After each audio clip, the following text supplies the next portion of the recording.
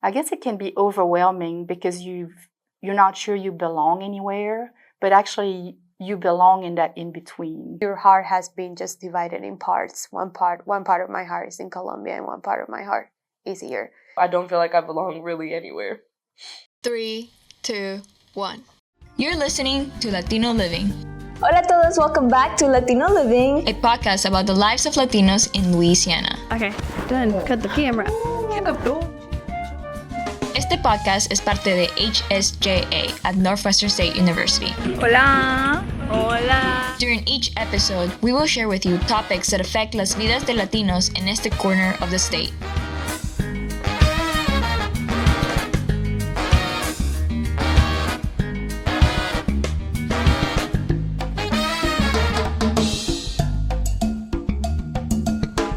My name is Alison Flores. I'm your technical director and your editor. I'm Natalie Matthews, your assistant producer. I'm Juliana Nobles, your social media director. I'm Atziary Perez, your set design coordinator. I'm Valentina Herazo, your marketing coordinator. I am Isabel Juarez, your co-host and co-producer. I'm Lia Portillo, your host and producer. And this is Latino Living, un podcast para todos. That's a lot of work, man.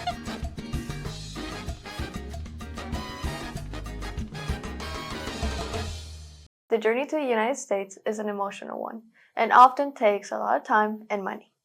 Hola a todos, welcome back to Latino Living. Y bienvenidos a un nuevo episodio. We're your hosts, Lia Portillo y Isabel Juarez. And today's episode is The Cost of el Sueño. Isa and I are no strangers to the immigration process. Today, you'll be hearing from Ms. Christine Ferrel, a professor of Spanish and French at Northwestern State University, the director of International Resource Center, Valentina Herazo Alvarez, and one of our very own Latino Living team members, Atziary Perez. They shared a lot of their personal stories, which me and Lia could relate to a lot because we often found ourselves in their spot many different times. And like many others, we'll probably be also able to relate to them and how difficult or easy their process was. So we'll be hearing more about them later on. Actually, for Ms. Ferrel, her process was a bit easier, but really emotional, right, Isa? I mean, she's been a resident in the U.S. for 30 years and finally made the decision to become a citizen. Let's hear from her.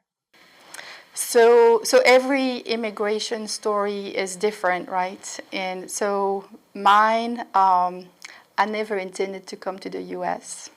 That was not something I was interested in. But when I was in Germany studying as a Erasmus student, which is an exchange program in Europe, I met this guy from Baton Rouge, Louisiana, and we fell in love. And so, that kind of changed my idea about trying it. I was not interested in English at all as a language either.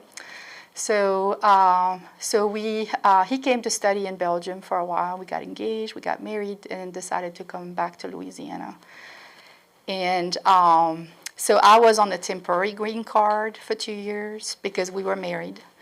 And then it became a permanent green card, which are valid for 10 years. And then I renewed it for another 10 years. And I wasn't thinking about becoming a citizen because there was a law in Belgium that said that if I was becoming American, I would have to renounce my Belgian citizenship, and I just couldn't do it. Then I applied for my third green card renewal, and just as I did that, that's when that law changed in Belgium, where I could keep both. But I had just paid all this money to get my next 10-year green card. So we decided to wait until it was going to expire. So Lia, what was your ceremony like? What did you feel? What were the emotions there? Well, I mean, after so long that I've been waiting for this piece of paper to tell me that I'm good to be here, it was really refreshing. They only gave us a certificate. We were all lined up in rows, right? And then they would call you by name. And once you got your certificate, you were good to go. And it was photo time. So Isa, have you ever thought about getting your citizenship? You're old enough now. I have thought about it, and I think in the future I do see it happening. maybe in like 4 more years, because the process to renew my green card was expensive and I would have to give up my green card in order to apply for my citizenship. But I do see it in the future, hopefully, Lord willing, we do. But yeah. I know that Atzi has been going through it just to like even get to that point to even get like the green card and stuff. But honestly, she's taking advantage of everything. But let's not hear it from me. Let's hear it from her. Currently in what they call an authorized alien, which that just means I have my work permit, so I have a social security number, and everything. But I'm still in the process to become a resident here, and then after that, a citizenship. Wait. Yeah, that's right. A citizen. Yeah, it's been a really long process. I've been in this process since I was a sophomore in high school. Now I'm a sophomore in college, and we have not like really progressed much. I'm still at the same status where I'm an authorized alien with my work permit. Atzi's work permit allows her to have more freedom on what job she wants to get and have more flexibility about the income that she's getting, unlike international students where they have to work on campus and it has to be a job related to their major. Is very different, and international students are more limited than if they were to have a working permit or a permanent residency. Yeah, I mean, Valentina even told us about how international students have to pay a lot of fees just to even to apply to college. They have to show the university that they're choosing to attend, that they have enough income in their bank statements and provide that information and have all of this paperwork. And as someone who was an international student from her, listening to her story and listening to her process now as she is now married and has a green card was really interesting. So I think we should hear from her. $31,856. That value covers tuitions and fees, living expenses, and health insurance. That's another thing, they have to have a health insurance. I think that I call that the point when you know if a student is coming or not, because not everyone can do that. And after all of that, you're still left with the question of belonging. Because do you really feel like you belong here, Lia? Well, no. I mean, it's been, 12 years now since I've been in the United States. I left Honduras when I was 9 years old. And even when you go back to there in the summers, like, you can't, 1 month or 1 week is not going to be enough for you to feel like you're fully your Honduran self, or for me, my Honduran self again.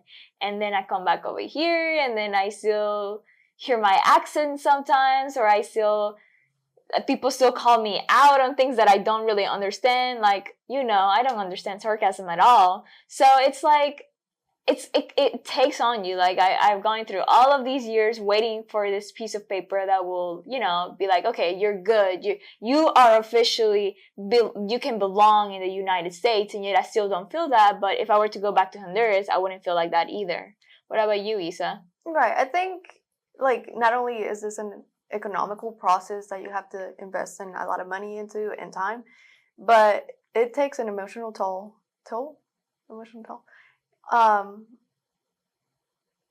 on you. It takes an emotional toll on you, and it's a process that's complicated, and you often don't really have anybody to talk to because there really isn't a problem, because now all of your problems are solved with this magic paper that, now you can work, now you can do this, now you can earn a living. But at what cost? Maybe your emotional health, and you're just like worried. And I know Valentina was talking about this earlier, where she was like, I'm don't spend so much time thinking or wishing you were back there, but like enjoy your time here. And we do, we catch ourselves and we're like, wishing we were there, but then whenever we get there, we're like, oh, I kind of miss going back home to and you're like, is it really my home? What is a home? Or where is my home? And so yeah, it's a lot to process emotionally, and people don't really see that. It's just like they think that paper or that citizenship, that card is going to solve your problems, but it's not. Oof, I want to cry. But I always think about how much time I'm missing from my parents' life and my sister. I try to call them all the time, but they have their own lives there, so they are busy. And people are always saying how brave we are, but they don't even begin to understand how hurtful the experience is, how I really get you. And I don't feel like I belong anywhere. I don't feel like I belong here. I feel like if I go back to Mexico, I feel like I will never belong there again. Oh my God! I mean, I've only had my citizenship for a year, right? And for the longest time, I was writing about how I felt. I was writing poetry, whatever, and I submitted it for something, right? And that's actually how I met Miss Christine. She was at a reading that I was doing, and she like pulled me to the side after the reading. I was like, hey, like I really felt you. Like I really feel how you feel, that you're in this no man's land, right? That no one really knows how you feel or how they can relate to you because you're from this country, but you're growing up in this country, and it's weird. And so I think that's crazy that we have to go through that, you know? For sure. And I've heard a term in Spanish, it's like ni de aquí ni de allá, not from here nor there. And I've also like heard people describe it, people like us describe themselves as the bridge between like their home country and here, because their parents or whoever brought them here want them to build and establish a future here, but they also want to keep in touch with their roots back home.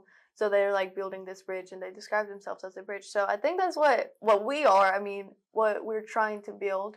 We don't really want to have all of our roots here because we're not from here. Our original seeds, I guess you would say, are back home in our home countries.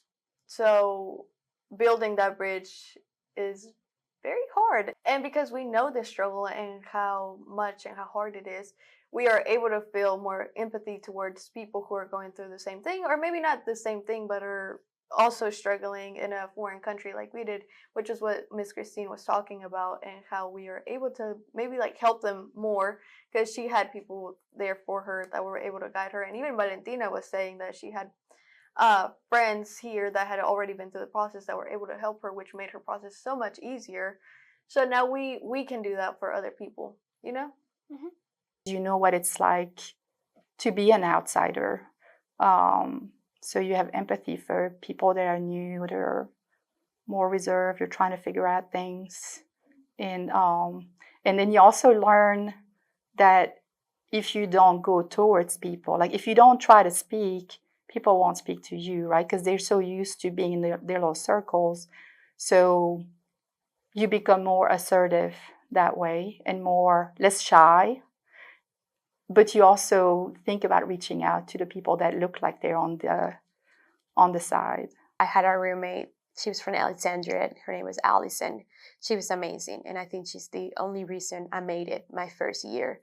Because I remember calling my dad crying like after 4 months, and I'm like, I'm dying here, and he's like, if you want to come back, it's okay, come back. And I'm like, I'm not coming back unless I earn this degree. But it was because of her, and she was American, but she loved my culture so much that she just made it. She was my sister. She got me through so much bad stuff. So yes, you need a friend. Yeah, I mean, we're sometimes one of the things that affect like not feeling like we're belonging to our home country is not actually being able to go. For 4 years, I wasn't able to go to Honduras, and I felt so disconnected from my culture. I felt like I wasn't Hispanic enough. I felt like my Spanish is bad. I mean, it is bad, but being home made me feel better. Like tasting the food and having to be with my family made me feel better. And I mean, is that what you feel when you go home?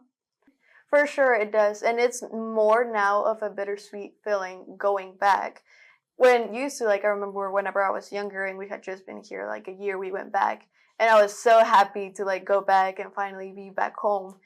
And to find out that it didn't really feel like home anymore. It like the food tasted different, everything was different, but yeah, everything stayed the same. But in your head, it's obviously like different because you've met a whole new culture. You've been to so many places, and you're kind of not wanting to, but looking for that back home, and you're not gonna find it. And going back and seeing like all those changes is like, oh my God, you know, like time really does pass by. And I guess that's what people feel like whenever they also see you back again. Like my grandparents are like, oh my God, you're so big, you're so tall. And I'm like, oh, but you know, like not really. Like I'm not. I haven't changed too much. But they're like, oh my God, you have. But you see those changes in them. And we are lucky to have that opportunity to go back and forth. And if there's a sick family member, we are able to go back. But Atziary doesn't have that opportunity. She hasn't been home in a really long time. And she was telling us how this like made her feel and how sad that's going to be. And not knowing when she's going to be able to go back or if she ever is going to go back home. My sister recently went to Mexico last year, so she was able to meet everybody. She was able to meet my great-grandma, my grandpa, which I haven't seen in forever. As you can see, the process of immigrating to the U.S. is really difficult. It doesn't only involve money and time. It also involves your whole emotional being, your spiritual being, having to go through all of these goodbyes or see you laters, but never really knowing when the see you later will be. It's really intense to go through. And for some of us, we're at the end of our immigration journey, but for some of us, we're still just beginning. And we're very thankful that our guests were able to share with us this window into their lives and their journey. For sure. We were able to relate to them and be like, oh my God, And it's always nice to see people who have been through the same processes or like people to have to walk with us into these processes. And like they told us, there is no one way to deal with this. You should have a friend. Isa's my friend. She lets me talk to her about all of my immigration struggles or stories or whatever. So if you're going through the process of the immigration, you should definitely talk to someone, talk to a friend, talk to a therapist if that's what you need, or talk to anyone. Tell your story. And here's some words of advice from them. A very concrete advice is keep all your paperwork together. Like have a box where you keep everything so that you don't have to start digging for things or realize you've misplaced things. Because sometimes it's harder to go back and find things or apply for a new birth certificate or a new marriage certificate. I think therapy. I try to send most of my students to therapy, and I'm like, I'm not telling you you're crazy. I'm just saying that you need to talk to someone to go through these, because it's not easy, but you need to make friends. You need to, I don't know, blend yourself in the city that you're living.